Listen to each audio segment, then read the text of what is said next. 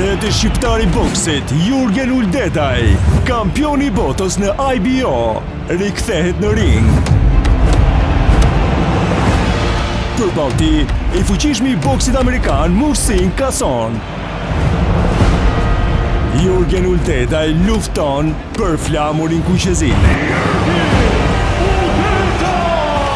Shqiptar në Angli, Europë dhe kudo në botë. E janë I tapë Wembley një arenë kuqezi në 30 maj 2026.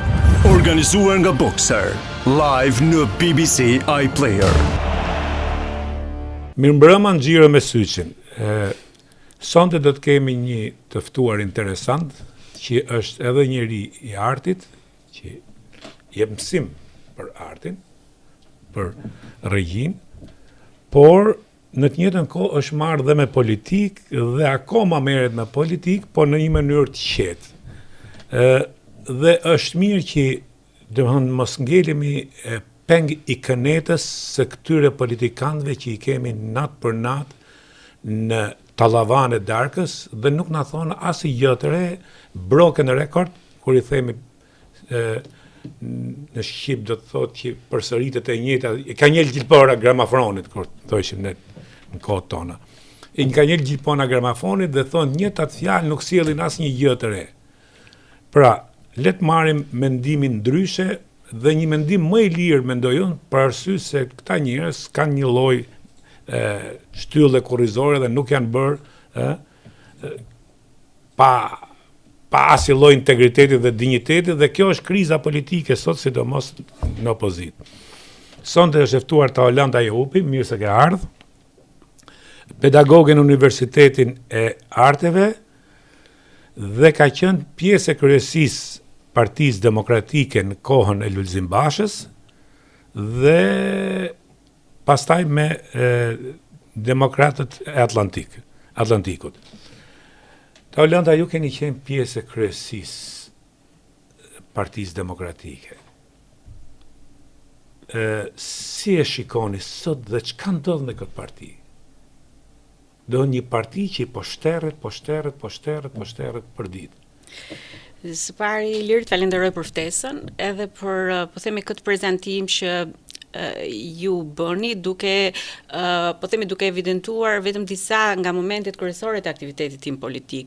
Unë nuk kam qenë vetëm antare e kryesisë Partisë Demokratike, ky ka qenë, po themi, kulmimi I atij aktiviteti të gjatë politik në opozitë dhe në Partinë Demokratike, por padyshim ka qenë një nga momentet kulmore gjatë në këtë karrierë, kur si një njeri I ftuar në Partinë Demokratike me dëshirën e mirë për të afruar tek Partia Demokratike, zëra të lirë, zëra me integritet, njerëz profesionistë të bërë vetë dhe jo pjesë të politikës, pra për të afruar njerëz me mendim të lirë, isha dhe unë pjesë e kësaj e këtyre afrimeve, me dëshirën e mirë për të dhënë kontribut në Partinë Demokratike dhe për t'i vënë fytyrën Partisë Demokratike në vitet e vështira të opozitës. Sigurisht ka qenë një periudhë shumë e rëndësishme aktiviteti politik, një kontribut I jashtëzakonshëm, jo vetëm I imi, po I shumë emrave që kanë aderuar në Partinë Demokratike dhe padyshim unë që prej kur kam filluar të kuptoj politik edhe të kuptoj se si funksionon një shoqëri, që prej vitit 90 kur unë kam qenë maturante dhe e vëzhgoja me shumë interes çfarë po ndodhte në Shqipëri, vetvetiu dhe nga prejardhja e familjes kam zgjedhur, ose ka qenë, si të thuash, një detyrim moral, por edhe një dëshirë e brendshme për të qenë e djathtë. Nuk kemi pasur, po themi, nuk ka pasur asnjë lloj dyshimi se ku do të radhiteshe si koncepte dhe si filozofi politike. Në Partinë Demokratike unë u atashova në vitin, le të themi, pas vitit 2013, kur jam ftuar të jem pjesë e debateve politike, jam ftuar të jem pjesë e round table-ave për të dhënë ndjesitë, idetë, vizionin tim në raport me se si duhet të zhvilloj kryesisht fusha e artit dhe kulturës. Kjo ka qenë, domethënë, impenjimi im politik, dëshira për të hyrë në politikë ka qenë nevoja për të ndryshuar rrënjësisht mënyrën se si funksionon arti, kultura dhe gjithë industria kreative, duke pasur parasysh që në vitin 2013 kryeministri tjetër vinte Edi Rama dhe përtej shpresës që kishin një pjesë e komunitetit të artistëve se Edi Rama do të ndryshonte këtë realitet, disa njerëz ku përfshi dhe veten që e njihnim shumë mirë, që mendonim që e njihnim përtej asaj çfarë propaganda e tij prodhonte, ishim të qartë që nuk do bënte atë që të gjithë shpresonin, por përkundrazi do të bënte atë që eksaktësisht bëri.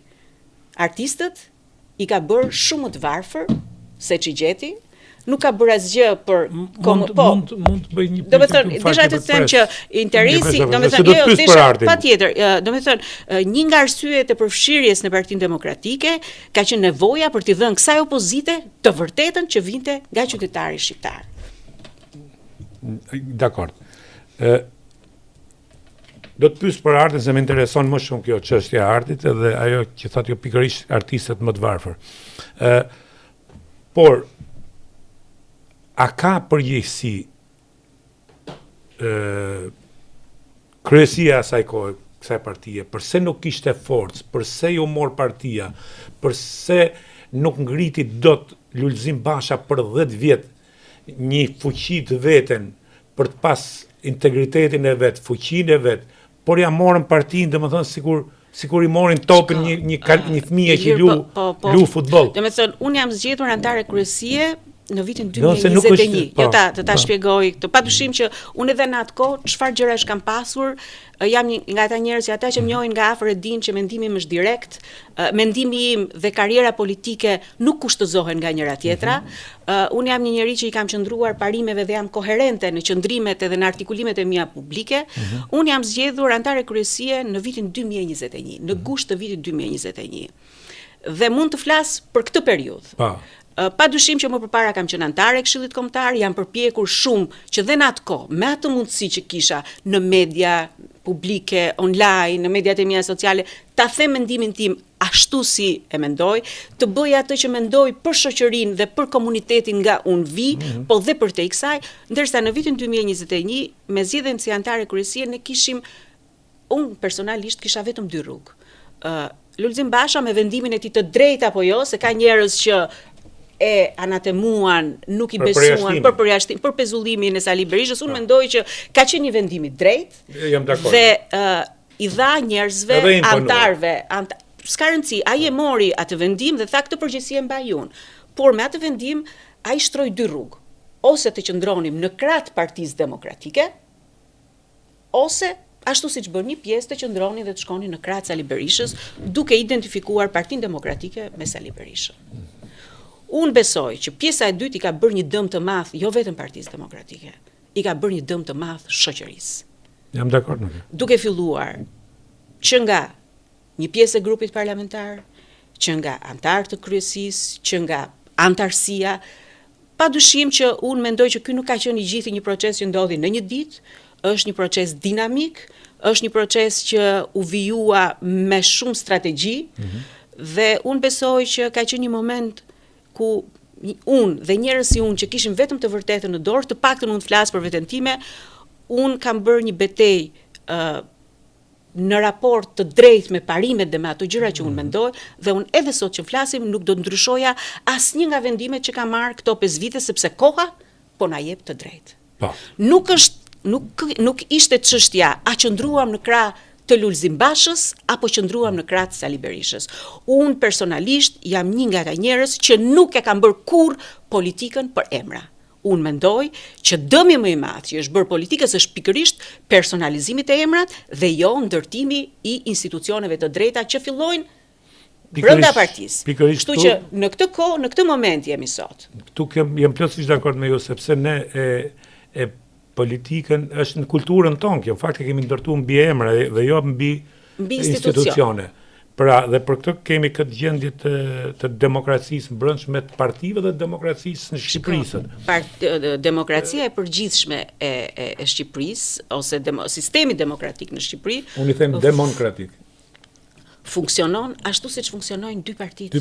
Pra, unë edhe në një reagim që bëra 2 ditë më parë, kur po zhvilloheshin tash të quajtura të zgjedhje referendum, ku diun se çfarë është ajo, një lloj shpikje nga këto të fundit që ku pam që u rizgjodh Sali Berisha, kam thënë pikërisht të njëjtën gjë. Si mundet një parti opozitare, le të themi partia kryesore opozitare në raport me votat, të kërkoj ose të jetë garanti i demokracisë kur nuk siguron këto mekanizma demokratik brenda vetes? Si mund të jetë garanti i transparencës dhe i llogaridhënies nesër, kur transparencën vetë brenda strukturës së saj e shikon si një kërcënim dhe jo si standard? Si mund të jesh ti ose si mund të kërkosh ti të drejtën e votës, votën e lirë, si mund të akuzosh për farsë elektorale kur vetë ti prodhon farsa të tilla? Kështu që duke thënë këto gjëra, unë do doja që të gjithë sot të diskutonim vetëm se çfarë dëmi të madh po i bën Shqipërisë Edi Rama. Por Edi Rama sot nuk është problemi më i madh i Shqipërisë, me gjithë dëmet që bën. Problemi më i madh i Shqipërisë sot janë të dy, Edi Rama dhe Sali Berisha. Dhe kjo nuk është një gjë që unë artikuloj sot, Ilir. Kjo është një gjë që unë kam 5 vite që artikuloj. Në çdo media ku më jepet mundësi, në çdo media ku kam zë. Sepse ashtu siç janë të kapura partitë, ashtu siç janë të kapura institucionet, ashtu janë të kapura edhe mediat. Dhe zërat që thonë të vërtetën, po mbyten dhe po zvoglohen, gjithmonë e më shumë. Jam dakord dhe kam problem. Unë të gjithë këtë aktivitet politik nuk e kam bërë kurrë për karrierë personale. Unë jam e shpërblyer në karrierën time personale, unë jam profesoresh, prej 27 vitesh tashmë, kam kontributin tim në institucion që është një nga institucionet elitare të këtij vendi që nxjerr diplomacinë më të mirë kulturore, le të themi ata që na nderojnë në botë, kështu që kjo nuk ka të bëjë fare me një nevojë për karrierë personale në politikë. Kjo ka të bëjë me atë ndërgjegjësim publik dhe atë që unë gjithmonë e kam parë këtë përgjegjësi publike si një të mirë ndaj shoqërisë, si një të mirë ndaj kësaj shoqërie që investon tek ne si njerëz që duhet të kemi një mendim të lirë. Unë nuk do ta barazoja kurrë nevojën për karrierë me mendimin dhe të vërtetën time të lirë. Asgjë tjetër nuk ka vlerë, sidomos në këto momente, përveç se e vërteta. Në çdo moment njeriu duhet të ketë raportin me veten. Po jo të gjithë e mendojnë kështu, për shembull ka njerëz shumë që më thonë je shumë idealiste për të qenë politik. Unë mendoj që mbas 35 vitesh ne nuk kemi qenë të aftë si shoqëri të ndërtojmë vërtet një shoqëri demokratike. Merr dhe aty ku desha të pyes. Tashti, ju drejtuat gishtin ke Rama, ke Berisha, ke tjetri. Dhe kjo ne na ka çu në këtë gjendje ku jemi nda në dy grupe, tifozliku nuk kemi më në ideologji, doktrin partie, strategji, domethënë jemi tifozat të dy grupeve se partitë e tjera unë si llogaris. Po ja dhe këtu, për shembull dhe këtu që thua partitë e tjera si llogaris, sepse e di pse nuk i llogarit ti dhe shumë njerëz shumë të tjerë, sepse është ndërtuar në 35 vite një sistem i kapur. Nuk më kuptove, nuk po, nuk i llogaris sepse s'kan peshë. S'kan peshë, është numra. Tash çat llogarisun partitë, lutem shumë se ju keni qenë mbrenda asaj dhe nuk e di si e pranojnë, po e do Berisha. Fatmir me diun parti, ka 30 vjet, ka një mikrobus, ka vetëm veten e vet. Elir, po diskutojmë pikërisht fenomenin. Fenomenin. Ne kemi ndërtuar ne kemi ndërtuar një politik të bazuar mbi emra, mbi idhujtari, mbi njerëz që kapin çdo segment aty ku kanë mundësi dhe nuk kemi ndërtuar institucione të forta, se edhe partitë institucione janë. Pa diskutim. Dhe atë kur thon, për shembull, një nga gjërat që është mbjell në publik është që Partia Demokratike është e Berishës. Jo. Partia Demokratike ashtu si dhe Partia Socialiste janë asete. De facto janë asete, po patjetër, është shtrëmbërim i kësaj që është ndërtuar në këto 35 vite. Po Partia Demokratike, Partia Socialiste apo çdo parti tjetër që lind si nevojë kësaj shoqërie janë asete të shoqërisë. Këtu pastaj është një temë shumë e gjatë, që nuk kemi kohë ta diskutojmë, a lindi kjo parti si nevojë e shoqërisë në 90-ën? Po kjo është një temë vërtet që kërkon një debat shumë të gjerë. A lindi kjo parti kur kjo erdhi gjithë nga Komiteti Qendror dhe nga Sigurimi i Shtetit, tash janë faktet, janë të hapura tash, nuk mundet më. Mund të filloj me emra, nga erdhën. Por sot mbas 35 vitesh, unë refuzoj të kuptoj ose të mirë kuptoj një brez 35, 40, 45, edhe 50 vjeçarësh që thonë dhe i thonë njerëzve që e ardhmja është Sali Berisha. Po jo nuk ato nuk janë. Unë ta përmend tash djem të ri që janë Partinë Demokratike nuk po e vret Sali Berisha. Partinë Demokratike e vrasin ata. Po nuk diskutohet. Ata që janë aty dhe legjitimojnë gara të tilla si referendum, jashtë quajtur referendum. Po len, ajo është maskarada, ajo që ndodhi partia, unë nuk du të diskutoj mobiles për Berishën. Domethënë, po jo asun s'du të diskutoj, po ne duhet kuptojmë një gjë, që askush nuk po flet sot ç'a ndodhi javën e kaluar në parlament. Po folëm. A e di ti që u miratua komisioni Xhafa me votat e Partisë Demokratike? Po. A e di që Spaku dhe institucionet drejtësisë do shkojnë të raportojnë tashmë te komisioni Xhafa? A e kemi thënë në zgjedhjet e kaluara, unë sa herë kam dalë jam drejtuar qytetarëve. Kujdes kur të hidhni votën, se gjëja e parë që do bëjnë është të vendosin nën kontroll reformën në drejtësi. Komisioni Xhafa është një mekanizëm për të vendosur nën kontroll. Po s'ka rëndësi, unë nuk merrem me emrin, merrem me fenomenin. Tani Partia Demokratike sot është kthyer në një shtojcë dhe Jam dakord. Po pse është kthyer një shtojcë? Sepse e para e di fuqinë e vet dhe nuk ka qëllim për të ardhur në pushtet. Se po përsëris mjetet, nuk ka qëllim dhe e di që nuk vjen pushtet. Lëre që thonë këto na ka 10 votat, ka masakruar votat, unë po të garantoj sot. Nesër le të bëhen votat, në mënyrën më të lirë. I fiton prapë Edi Rama. I fiton për këtë arsye, sepse Partia Socialiste është një skalion, është një kontingjent më i konsoliduar. Kontrollojnë. E kontrollojnë sistemin, Edhe vetë ky popull. Është vërtetuar tash që është. E dyta është ka një pushtet shumë të gjatë. E treta është sigurisht që edhe kontrollon.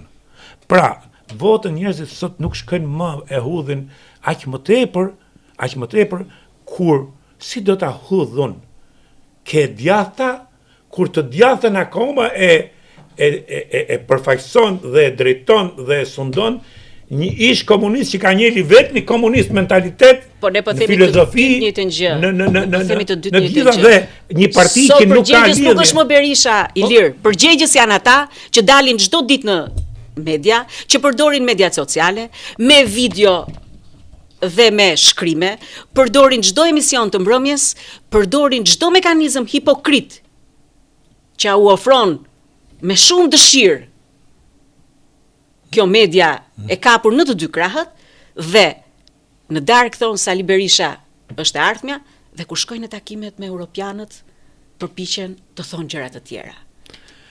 Tani këtu ka një problem shumë të madh se ne jemi futur në një rreth vicioz që themi o Rama o Berisha, asnjëri cila është zgjidhja. Ky është rrethi vicioz nga e cila ne duhet të shpëtojmë. $1 milion. Dhe një nga arsyet. Pra, cila është zgjidhja? A kemi ne koshiencë, ndërgjegje,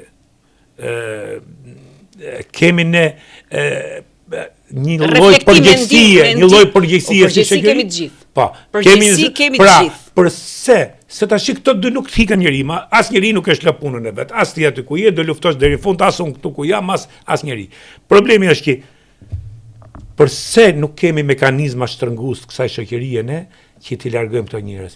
Nëse nuk largojmë këto njerëz, përse ne nuk lindim dot forca të reja, siç ndodhi në Hungari?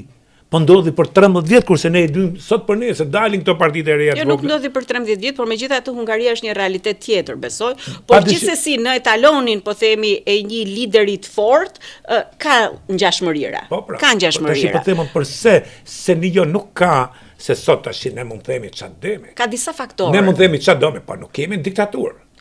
Nuk të vret njeri, nuk të hek njeri bukë në gojë, se tash njerëzit thonë, të lutem shumë, çfarë pret nga një parti opozitare dhe nga një popull opozitar, ai që del mas Berisës që thot kemi 12 vjet pa punë, po ashtu 13 vjet tash sa u bën, 14 vjet pa punë. Po pse më çu bë partia zyr pune? Që këtu ne kemi një koncept shumë të keq, shumë gabuar. Unë partiti nuk shkoj sot ke ndërtu, ke kërku një sistem të tregut lirë, sistem kapitalist. Ky është sistemi kapitalist. Shkoj gjej punë. E kam përsëri që deri, unë 35 vjet në Amerikë kam shkuar në herë për zyra. Saj shoqërie Ilir në 35 vite gradualisht i ka vdekur nervi i reagimit. Duke parë që me neglizhencë, me këtë lloj neglizhence e ka lënë gradualisht në duar të disa individëve skenën politike në Shqipëri. Dhe sot mbas 35 vitesh ne shohim një politikë të kapur nga një klasë politike dhe nga politikan të cilët jo vetëm që refuzojnë të largohen, por qëllimi i tyre është ta kontrollojnë dhe mbasi të jenë larguar. Dhe kontrollojmë, nuk e diskutojmë. Kemi ndryshimet që ka, ndryshimet e gjithë, po themi, farsa e mbjelljes së të keqes së Shqipëri kanë qenë ndryshimet kushtetuese të 2008-s. Sepse deri në atë moment ti kishe një sistem majoritar kur të duhej që figura e deputetit të mos ishte vetëm besnik i yti, por të kishte ca cilësi, të kishte një marrëdhënie me komunitetin, që prej asaj dite kryetarët e partive janë kthyer në njerëz që vendosin për çdo gjë dhe deputetët që janë sot dhe që kanë qenë të paktën që prej 2008-s nuk e ke pasur deputet të lidhur me komunitetin.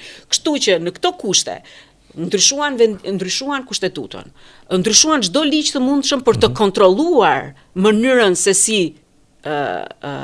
zhvillohen zgjedhjet. Çdo kod zgjedhor dhe çdo proces zgjedhor është një pjesë e të keqes që ka ndodhur. Më e keqja, nëse kjo shoqëri nuk reagon dhe në gjykimin tim i ka shumë të pakta mjetet për të reaguar, më e keqja vjen tash e më tutje. Po, as nuk diskutohet. Referendumi që Edi Rama ka hedhur për ide të bëj në bashkëpunim me Sali Berishën dhe me votat e deputetëve të Partisë Demokratike do të ndryshojnë gjithashtu strukturën e shtetit. Pra, do të uli numrin e deputetëve. Pra atë unë jam dakord gjënëm. Përse duhet të jeni 140 deputet? Është një gjë që përse duhet të jeni 140 deputet? Ja, unë jam dakord, sepse ulja e numrit të deputetëve dhe çdo ulje e numrit të përfaqësimit të qytetarëve e centralizon marrëdhënien e kësaj politike në duar po të pak njerëzve. Ja. Unë jam për ndryshimin e sistemit.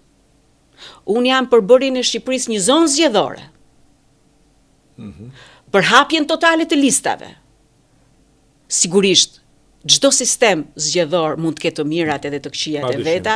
Çdo sistem është i mirë në vetvete kur ka nga pas vullnetin për të mos i vjedhur zgjedhjet dhe për të mos e deformuar vullnetin e qytetarëve, dhe ajo që pritet të ndodhë është më e keqe se ajo që ka ndodhur. Senati që ka kërkuar, dhoma e Senatit që do të kërkojë Sali Berisha për t'i dhënë Edi Ramës ato që kërkon, është pikërisht një mekanizëm mbrojtje ndaj drejtësisë. Pra ata që do të futen në dhomën e Senatit të Kuvendit të Shqipërisë do të kenë një soi mbrojtje siç ka presidenti i Republikës gjatë periudhës që është në detyrë. Nuk pra. Jam dakord. Jo vetëm që e mbajnë të mbyllur dhe nuk lejojnë riqarkullimin e elitave. Jo vetëm që nuk lejojnë forcat e reja politike. Ku janë forcat e reja? Ta ulën ta këtu. Se ti thu, ata nuk lejojnë. Ata atë punë do bëjnë. Tash nuk problemi është forcat e reja politike.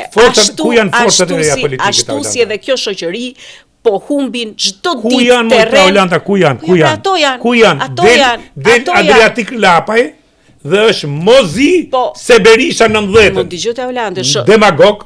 Absolutisht, ajo, jo më larg se dje, Facebooku më solli, më rikujtoi reagimin që unë kisha bërë pas zgjedhjeve të 2025-s.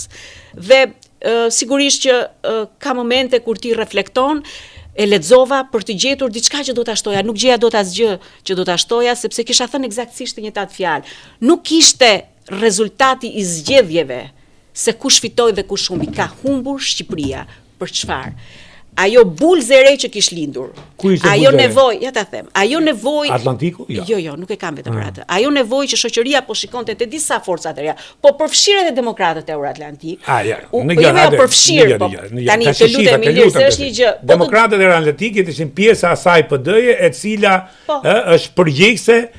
Nuk ishin demokratë të Euroatlantikut, as Lulzim Basha, mos desha ta hap këtë temë. Lulzim Basha është politikani modështak që ka njoh historia e këtyre 35 vjetëve, njeriu më i paaft të jesh 10 vjet.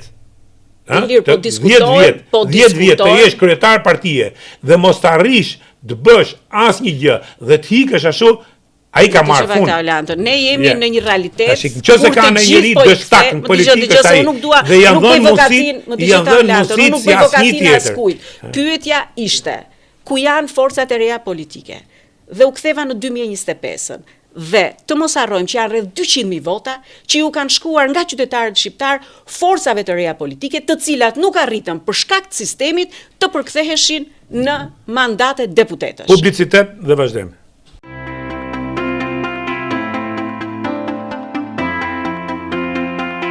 Në zemër të Korçës, një diamant i rradh shkëlqen në kurorën e trashëgimisë, kulturës dhe serenatave, Villa Ebel. Një vend ku eleganca takon historinë, ku shija bëhet përvojë dhe çdo detaj flet me finesë. Qoftë për një drekë të veçantë, një darkë romantike apo një natë që nuk harrohet kurrë. Nëse vjen në Korçë dhe nuk ndalonte Villa Ebel, ke humbur një pjesë të magjisë së saj. Villa Ebel është një dhe mbetet e vetme. Tajlanda, unë jam për këtë, që në politikë dhe në çdo gjë nuk të hap njeri rrugë. Absolutisht. As në Amerikë, as në Gjermani, as kërkun. Jo, nuk është çështja për të hapur është rrugë. sistemi dhe është mekanizmat që i kanë kriju. Pra, ne nuk kemi kriju as sistem, as mekanizma, se pikërisht edhe Lulzim Basha, edhe X-i, edhe Ypsilani, kur kanë qenë, i kanë shërby këtyne mekanizmave për të kontrollu dhe për të nejtë vetë pushtet. E njëjta gjë është sot, tash jo po të marë. Bardhi, tjetri ishin me ju kur u sulmua Shqupi nga fisët hune, që erdhen me huje me dryj, dhe pastaj, kur e panë që i balancat të mëndë, çfarë partia është ajo? Çfarë partia është ajo? Ato në moment këthyn plakën. Në moment, pse? E panë që i hiku fuqia Bashës, u këthyn për të majtë venin e deputetit. Pra, si mund besojnë kë njerëz? Thonë, Amerikanë, ngënjen një herë, tur për ty, dytën herë është tur për mu. Pra, kush? Atëre, këtu kemi një problem të madh se sa partia, këtë po diskutonim. Këtu kemi një problem të madh shoqëror. Pra, kemi problem të pikërisht. Ne vërtet kemi një politikë që përpiqet ta mbajtë mbyllur. Sistemin politik, sistemin e drejtësisë, çdo sistem që ka në dorë. Por ti ke një problem shumë të madh me shoqërinë. Dhe duam apo s'duam, ne duhet ta themi që shoqërisë shqiptare i ka vdekur nervi për të reaguar. Po s'ka pas nerv në herë. Po mirë, dakord, unë dua ta them. Po s'ka parë edhe ajo 90-s është gjithë gënjeshtë, po lene s'kemi pas nerv në herë ne. Ka qenë këtë e di mirë këtë historisë, se kam jetuar këtë. Ne jemi 36 vite mbas 90-s. Dhe ashtu si ti, unë, të gjithë që kemi jetuar këtë periudhë, kemi përgjegjësinë tonë. Çdo qytetar që e ka jetuar këtë periudhë kemi përgjegjësinë tonë, pse kemi leju politikën të vi deri në këtë pikë. Po, pra. Dhe nëse ka një arsye që unë sot, pa asnjë interes politik apo karriere politike, dal dhe them mendimin tim kritik, ashtu siç e mendoj, dhe besoj që e kam të drejtë, se e vërteta është gjithmonë relative për atë që e dëgjon. Po në raport me veten. Po në raport me veten mendoj që kjo është e drejta. Unë mendoj që dy gjëra ka, shoqëria 1 dhe faktori ndërkombëtar 2. Faktori ndërkombëtar 2 në këtë moment duhet luajë një rol të rëndësishëm. Heshtja e faktorit ndërkombëtar në këtë moment, kur ne kemi përpara 2 reforma shumë të rëndësishme që po ideohen në zyrat e Edi Ramës dhe Cali Berishës dhe që po planifikojnë po themi gjithë ristrukturimin qoftë reformës territoriale, qoftë një kodi të ri zgjedhor, besoj që duhet jetë në ato kërkesa që kjo shoqëri kërkon. Ne gjithmonë kemi patur një sy nga ndërkombëtarët. Ne gjithmonë kemi pat një marrëdhënie, po themi shpëtimi që e kemi varur të ndërkombëtarët. Ne kemi një sjellje lakeizmi karshi ndërkombëtarëve, të shëtalema. Shiko, ky është mendimi, ky është mendimi juaj. Unë mendoj që ka ardhur momenti që pas gjithë këtyre zhvillimeve, për te faktit që data 26 maj është data kur Shqipërisë do të jepet dhe do të miratohet vazhdimi dhe diskutimi i negociatave dhe i mënyrës se si do të vijojë. Unë nuk besoj që Shqipëria vërtet e ka merituar këtë gjë. Janë arsye të tjera gjeopolitike dhe është një arsye tjetër gjeopolitike që ne nuk e dimë a do ekzistojë Bashkimi Evropian më në 10 vjetëve. Por faktori ndërkombëtar, ashtu siç në momente të caktuara ka ndikuar dhe ka thënë stop. Sali Berisha nuk është më partneri ynë. Dhe ne dim, Sali Berisha sot është izoluar nga çdo faktor i rëndësishëm ndërkombëtar. Ashtu siç e kanë bërë këtë, po ashtu duhet ta ndihmojnë shoqërinë shqiptare. Të ndikojnë në shoqërinë shqiptare dhe të mos krijojnë me qëndrimet e tyre lidera autokrat. Ta Olanda, tash ti politikën jemi marrë shumë edhe s'pana jep asgjë. Me që jeni në fushën e artit, dhe mu kjo më intereson më shumë bile sepse në Shqipëri që mungon është çështje kulture, demokracia, dhe ne nuk e kemi këtë kulturën. Jam shumë dakord me këtë. Por për të ardhur ke arti, ju thatë se drejtoni një shkollë, institucion. Jo, nuk i drejtoj, jam pjesë e një Pjesë e një institucioni që përgatit diplomacinë elitare kulturore në përbot. Tashi mua kjo fjale elit më ka lodhur aq shumë, sepse ajo çka i ka mungu Shqipërisë historikisht janë elitat. Sepse kanë qenë elita dhe sot janë elitat e mrume. Ajo që thatë ju, deputetët këtu në art njërën tjetër, janë të mrume. Dhe kjo nuk ka... Elitat në art në Shqipëri dhe ajo pjesë e artistëve që performojnë në botë janë dy gjëra krejt të ndryshme. Ti e di më mirë se sa unë që po ta kalosh atë kufirin e Shqipërisë, atje jashtë nuk të bën njeri soprano, nuk të bën njeri piktor të madh, nuk të bën njeri... Nuk e kemi aq sa e kemi frytashi. Se unë jetoj për 35 vjetës në botë, ne tash ne kemi bo këngëtare të madhe në Amerikë dhe pra shke Visimakun. Sot me këtë telefonin, dalë dhe unë, bëjt tash me AI, po diskutojmë që tjetër. Mos të gënjejmë veten. Kemi ndonjë rast, por unë desha të them, sepse një popull ti nuk mund të thuash mua që Ermonela Jaho nuk është një soprane. Dakor, se për këtë nivel po flasim. Po themi që ti më the, nga Universiteti i Arteve, Universiteti i Arteve është i vetmi institucion publik në Shqipëri që ofron studime të plota në fushën e artit dhe të kulturës. Dhe çfarë ka prodhuar, lutem? Dhe nëse do diskutojmë këtë gjë. Ku e kemi sot filmin? Ku e kemi sot teatrin? Po nuk është vetëm, dakord, ku e kemi sot filmin, ku e kemi sot teatrin, një. E dyta. Ti ke emra shumë të rëndësishëm dhe emri dhe teatri dhe filmi nuk varen vetëm nga shkolla, varet nga mënyra se si bëhet politika në fushën e artit dhe të kulturës. Këtu desha të vi. Pra, Universiteti i Arteve është një nga hallkat e institucioneve që japin kontribut në fushën e artit kulturës, por nuk varet çdo gjë nga është më i rëndësishmi sepse formon, por sigurisht nuk mund të jetë përgjegjësi se si vijon karriera e këtyre artistëve që prodhohen ose që nxirren, që formosohen në Universitetin e Arteve. Ti sot e 14 vite ke një mungesë totale interesi për artin dhe kulturën, nuk ke një ligj për artin dhe kulturën. Institucionet e artit dhe kulturës në të gjithë Shqipërinë funksionojnë njësoj si para viteve 90. Janë institucione buxhetore, nuk ju lejon kur mundësin. Tu desha dalë, po më lejon. Okej. Ja.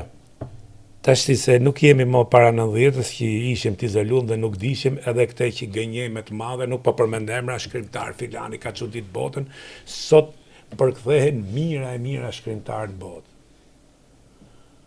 Dhe ata që studiojnë antologjit e shkollave të mesme apo të larta në universitete në Amerikë, që pak në Amerikë nuk ke asnjë shembull shqiptar. Një.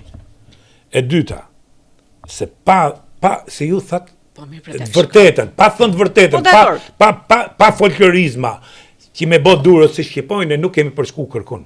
Se as patriot nuk kemi, të them drejtë, nuk kemi patriot. Një patriot nuk e trajton vendin e vet natyrën, pak të kështu si e trajtojmë ne. Kjo shoqëri jemi ne. Kupto? Tash ti desha të them këtë. Mu më thatë një gjë. Artin në botë nuk e ka zhvillu politika. E ka zhvillu, pak të në Amerikën që jo, e ka zhvillu ndjenja e revoltës për padrejtësinë. Duke fillu me blues, me jazz. Si ka zhvillu politika, ato njerëzit me ngjyrë në Amerikë, nuk i ka as në shkolla, si kanë pranu, kanë qenë në autobusa veç, kanë krijuar muzikë. 2. Muzika e viteve 60-70 bëri revolucion në botë. Jo se donte në të kundërta të Beatlesat deshin me inalu. Për cilat vite po flet? Për cilat vite po flet? Një minutë. Ta kap si koncept. Beatlesat donin të ndalonin në fillim në Liverpool. Se kthyn komplet. Dakor, pra sepse artisti nga vetë natyra rebele është në konflikt të përhershëm. Ta mbaroj një. E dyta, më thua artistët janë të varfër. Po mu bë vonë mu se është artisti i varfër. Pse duhet t'japon lek, unë si taks pagues, pse duhet t'jap lek për artistin? Pse duhet t'jap lek për një libër që të botoj dikush? Unë këtë librin e kam botu vetë. Si ka marrë një lek shtetit. Pse të tjerë duhet i merr kanë lek shtetit për të botu libra e për t'i përkthyr jashtë. Jo, të lutem shumë. Absolutisht jo. Pranoni, pranoni ekonomi tregu, kjo është ekonomia tregu. Siç shet ai që bën telefonin, siç shet ai që bën celularin, shit librin, shit artin, e dini e nderuar që në Manhattan, e dini që në Manhattan duhet të ndërtosh tregun.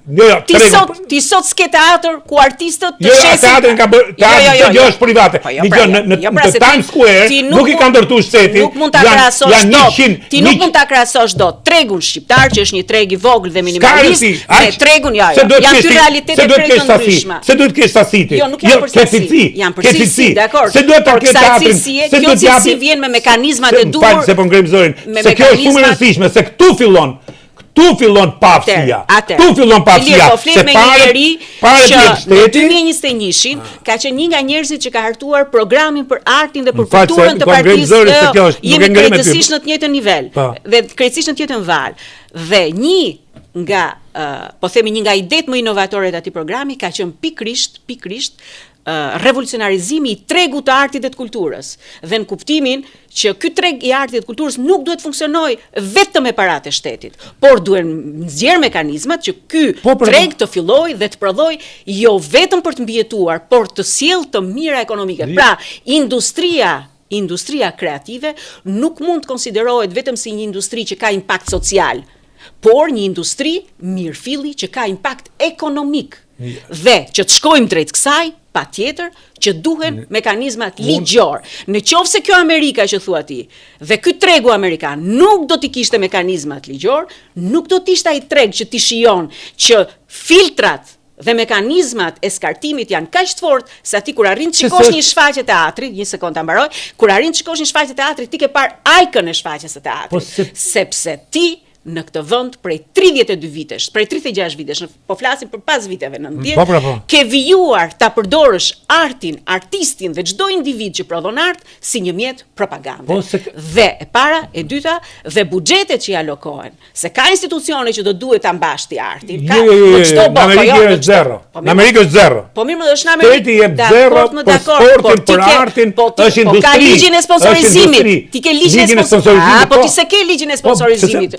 To pra po diskutojnë. E mban mend disin që nuk kanë luftu për të marrë ligjin e sponsorizimit, po kanë luftu për të marrë objektet për t'i përdorur siç e bën teatri në fillim Vendi Xhozi, se janë pikërisht këto artistë që dojshin qylin, se janë mësuar me qyl në regjimin komunist dhe tani kujtohet vjet në këtë kohë disi i me Edi Ramën që i kam numëruar të gjitha gjërat. Ma akuzoi që je një njeri me guxim që kandidon në këto zgjedhje sepse do të humbësh, po i thash, po un kam guxim se jam njeri pa korruptuar. Kurr nuk kam pranuar të marr një projekt që në këmbim të saj do vë fytyrën, por ama sot ne duhet kemi guximin qytetar dhe politik të themi që jemi në mungesë totale të funksionimit të institucioneve të artit kulturës. Po mirë pra tani unë këtë po e them, se sa njerëz si unë ka guximin ta thonë këtë gjë, çan të artistë, çan të artistë. Ka artistë të varfër. Po i shallan Gordhin. Jo, nuk jam dakord me ty. Se ai punëtori që ka punuar minier 30 vjet, ai që ka i varfër, ai punë e madhe, se ç'artizëm, ç'artin na kanë dhënë këta. E ke gabim. Po ku është arti? Ku e kemi artin?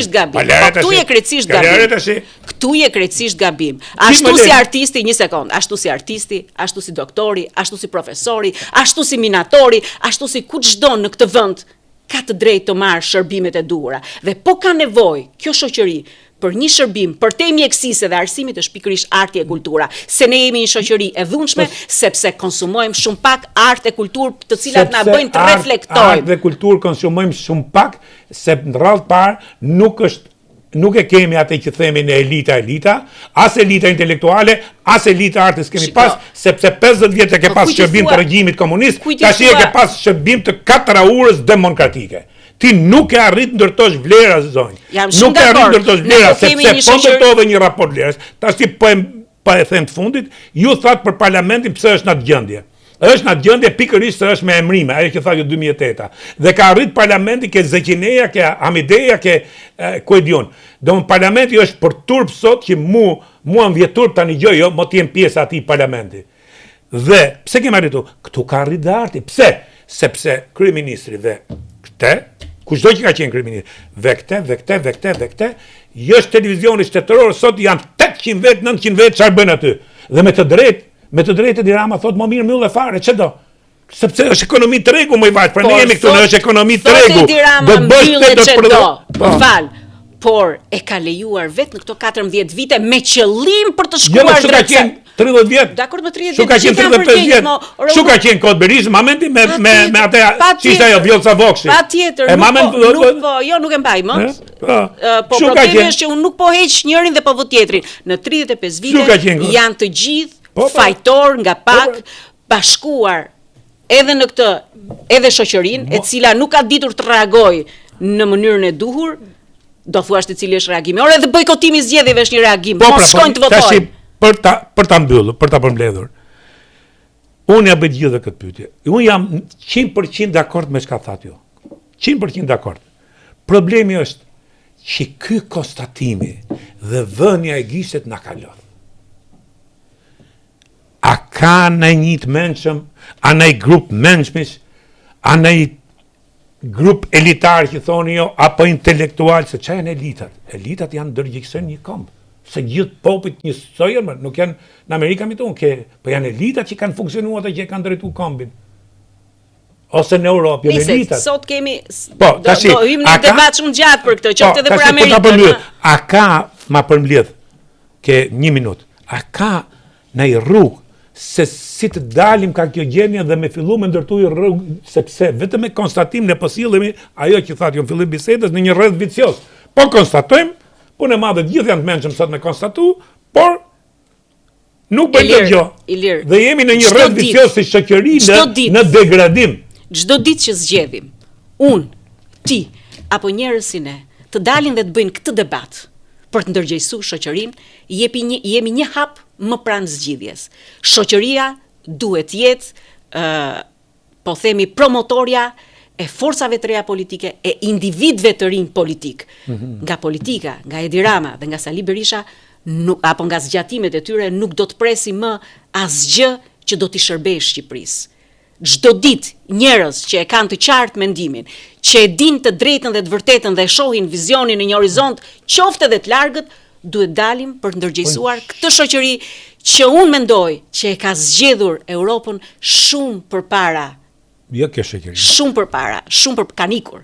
Pra, ka ca njerëz që janë rebeluar me ikje, ka ca njerëz si unë e ti që rebelohen duke qëndruar dhe duke vijuar thënë të vërtetën. Unë rrugë tjetër më të ndershme se kjo nuk di. Problemi është që unë një gjë nuk bi dakord edhe pa që ti thu kjo shoqëri e ka kërkuar Europën më përpara. Një gjë nuk e ka kërkuar kjo shoqëri Europën. E ka gjetur, e ka gjetur. Se në vitin 90, ti ndoshta nuk e mban, vitin 90, kjo shoqëri ishte 70 pa pas në nuk e them në mënyrë pejorative, ishte një shoqëri fshatare 70% e izoluar, ishin ta që votuan Partinë Socialiste prapë në thënjishin, pra ne nuk, ajo çka unë mendoj që jemi këtë gjeni është sepse ne nuk pranojmë të ballafaqohemi me realitetin, po mundohemi të gënjejmë. Jo, nuk është kështu. Unë nuk e shikoj kështu. Unë mendoj kështu. Një shoqëri nuk jo se nuk pranon të ballafaqohet me realitetin, por kur e shikon që nuk e ndryshon dot këtë realitet për shkak të këtyre kapjeve që ne artikuluam në këtë rajim ta mbaroj, zgjedh të jetë pragmatiste dhe të shkojë në Europë, të bëhet profesor, të bëhet doktor, të vijojë studime. Pse? Sepse atje funksionon merita. Po ka një gjë në sistemin e vlerave në Shqipëri, në politik, në profesionalizëm, në jetën publike, në media dhe kudo, nuk funksionon meritokracia. Kjo është themeli i çdo shkërmoqje, qoftë politike, qoftë sociale në Shqipëri. Atëherë, kjo që thatë ju, që në perëndim funksionon meritokracia, as nuk e diskutoj krahasimin e Shqipërisë me Europën, por a pranon që dhe Europa sot është në një krizë, edhe Veshjet e Bashkuara, dhe është kjo krizë sistemi? Është krizë, me që thakë nart, është krizë në letërsi, është krizë politike. Kjo është një temë tani që do duhet ta zhvillosh, se po thash ndonjë gjë, do më duhet të marrë edhe gjysmore tjetër që të të bëj një monolog të gjatë. Atë do për herë tjetër. Me kënaqësi. Faleminderit.